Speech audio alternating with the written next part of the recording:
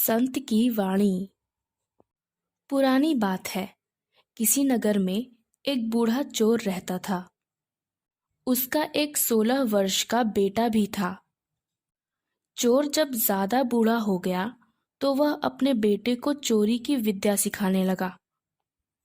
थोड़े ही दिन में चोर का बेटा चोरी की विद्या में प्रवीण हो गया। अब तो वह दोनों बाप बेटे आराम से अपना जीवन व्यतीत करने लगे। एक दिन चोर अपने बेटे से कहा, देखो बेटा, साधु संतों की बात कभी नहीं सुननी चाहिए।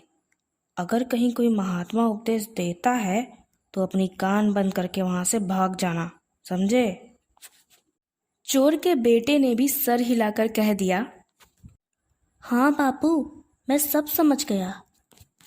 एक दिन लड़के ने सोचा, क्यों ना आज राजा के महल में ही हाथ साफ करूं। ऐसा सोचकर वह लड़का राजा की महल की ओर चल पड़ा।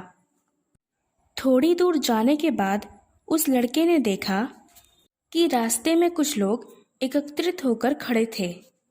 उसने आते हुए एक व्यक्ति से पूछा, अरे भैया, उस स्थान पर इतने लोग एकत्रित क्यों हुए हैं? उस आदमी ने जवाब दिया, अरे भैया, वहाँ एक महात्मा जी उपदेश दे रहे हैं, इसीलिए वहाँ इतनी भीड़ इकट्ठा हुई है। ये सुनते ही चोर के बेटे का माथा ठनका कि वह उस महात्मा जी का उपदेश बिल्कुल नहीं सुनेगा। ऐसा सोचकर वह लड़का कानों में उंगली डालकर वहां से निकलने लगा। जैसे ही वह भीड़ के नजदीक पहुंचा, उसके पांव से एक पत्थर टकराया और चोट खाकर वह जमीन पर गिर गया, जिससे उसकी दोनों हाथ उसके कान से हट गईं। उस समय महात्मा जी कह रहे थे कि कभी झूठ नहीं बोलना चाहिए। जिसका नमक खाएं उसका कभी बुरा नहीं सोचना चाहिए।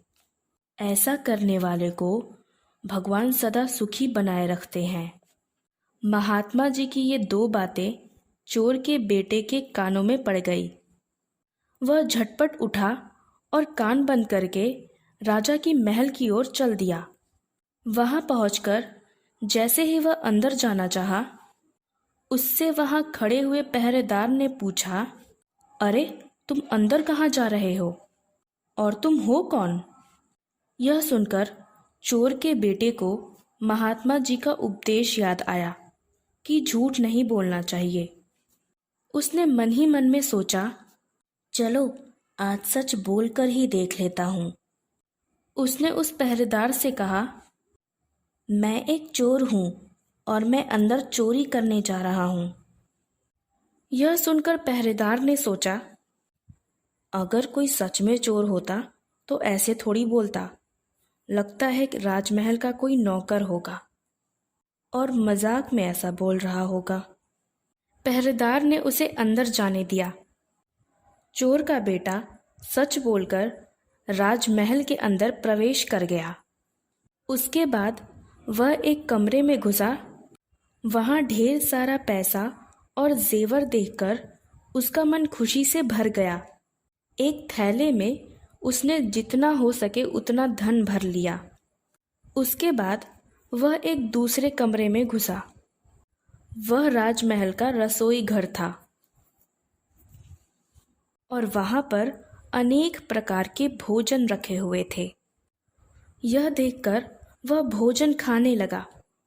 खाना खाने के बाद वह थैला उठाकर जैसे ही चलने लगा, तभी उसे महात्मा जी का वह उपदेश याद आ गया कि जिसका नमक खाओ उसका बुरा कभी मत सोचो।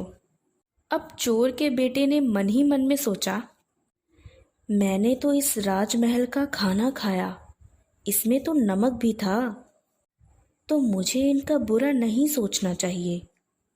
इतना सोचकर वह उस थैले को वहीं पर रखकर वापस चल पड़ा। जब वह महल के बाहर जा रहा था तो उस पहरेदार ने फिर से पूछा, क्यों, कर ली चोरी या नहीं? चोर के बेटे ने कहा, देखिए, जिसका नमक खाया है उसका बुरा बिल्कुल नहीं सोचना चाहिए। मैंने राजा का नमक खाया है, इसीलिए मैं वह चोरी का माल नहीं लाया, वही रसोई घर में छोड़ कर आया हूँ। इतना कहकर वह वहाँ से चल पड़ा। दूसरी तरफ रसोइये ने शोर मचाया, अरे पकड़ो पकड़ो, चोर भागा जा रहा है। यह सुनते ही पहरेदार का दिमाग ठनका और उसने जल्दी से उस चोर के बेटे को पकड़ लिया। मुझे तो लगा था कि तू मजाक कर रहा है, पर तू तो सच में चोरी कर रहा था। चोर के बेटे को बंदी बना लिया गया और राजा के सामने दरबार में पेश किया गया। राजा के पूछने पर उसने बताया कि एक महात्मा जी के द्वारा दिए गए उपदेश के मुताबिक उसने पहरेदार के पूछने पर अपने आप को चोर बताया, क्योंकि वह वहाँ चोरी करने गया था। फिर उसने बोला, मैंने आपका धन चुराया, लेकिन फिर आपका खाना भी खाया, जिसमें आपका नमक भी मिला था। इसीलिए आपके लिए बुरा ना सोचकर मैं आपका धन वहीं छोड़कर जाने लगा।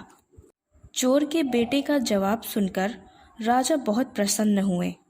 उसका इतना साफ दिल देखकर राजा ने उसे अपने दरबार में नौकरी दे दी। जब चोर का बेटा 2-4 दिन तक घर नहीं आया तो उसके पिता को चिंता हुई कि कहीं किसी ने उसके बेटे को पकड़ न लिया हो। लेकिन कुछ दिन बाद जब उसका बेटा घर वापस आया तो वह अपने बेटे को देखकर हैरान रह गया। उसने अपने बेटे को अच्छे कपड़े में देखकर पूछा, ये क्या बेटा, ये तुमने कहाँ से चुराया?